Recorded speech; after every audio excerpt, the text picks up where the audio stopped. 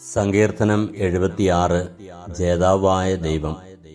ദൈവം യൂദായിൽ പ്രസിദ്ധനാണ്. ഇസ്രായേലിൽ അവിടുത്തെ നാമം മഹനീയവുമാണ്.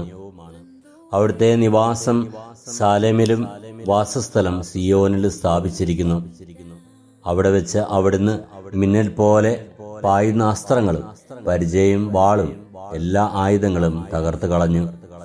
അങ്ങ് മഹത്വപൂർണനാകുന്നു. ശാശ്വത ശൈലങ്ങളെക്കാൾ അങ്ങ് പ്രതാപവാനാണ്. ധീരരുടെ കൊള്ള മുതൽ അവരിൽ നിന്നും കവർന്നെടുത്തു. അവർ നിദ്രയിലാണ്ടു. യോദ്ധാക്കൾക്ക് കൈ ഉയർത്തുവാൻ കഴിയാതെ പോയി.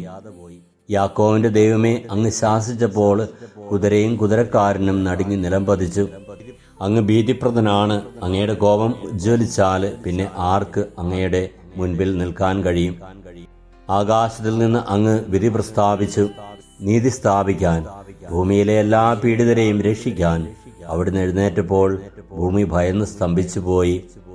മനുഷ്യന്റെ ക്രോധം പോലും അങ്ങേക്ക് സ്തുതിയായി പരിണമിക്കും.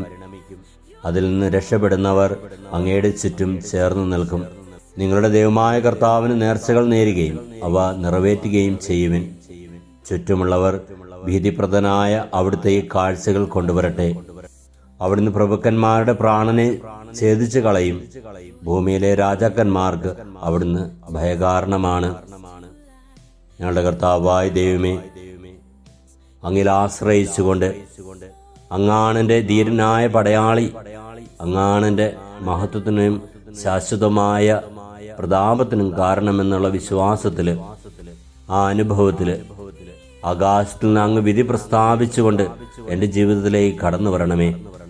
നീതി സ്ഥാപിക്കാൻ, ഭൂമിയിലെ എല്ലാ പീഡിതരെയും രക്ഷിക്കാൻ അവിടുന്ന് എഴുന്നേറ്റപ്പോൾ ഭൂമി ഭയന്ന് സ്തംഭിച്ചു പോയല്ലോ.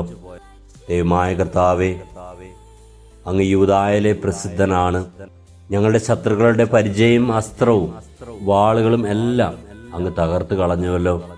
കർത്താവേ, ഞങ്ങളുടെ ജീവിത സാഹചര്യങ്ങളിലേക്ക് ഞങ്ങളുടെ ശത്രുക്കളായി കടന്നുവരുന്ന പാപത്തിന്റെയും പൈശാചിക ബന്ധനങ്ങളുടെയും അടിമത്തത്തിൽ ഞങ്ങൾക്ക് പരിപൂർണമായിട്ടുള്ള മോചനം നൽകി അങ്ങയോട് ചേർന്ന് നിന്നുകൊണ്ട് അങ്ങേക്ക് മാത്രം നേർച്ചകളും കാഴ്ചകളും അർപ്പിച്ചുകൊണ്ട് ജീവിക്കുവാനുള്ള കൃപയേകി എന്നെ അനുഗ്രഹിക്കണമേ. നമ്മുടെ കർത്താവ് ഈശോ മിശിഹായുടെ കൃപയും പിതാവായ ദൈവത്തിന്റെ സ്നേഹവും പരിശുദ്ധാത്മാവിന്റെ സഹവാസവും നാം എല്ലാവരിലും എപ്പോഴും ഉണ്ടാകുമാറാകട്ടെ, ഇപ്പോഴും എപ്പോഴും എന്നേക്കും. ആമേൻ.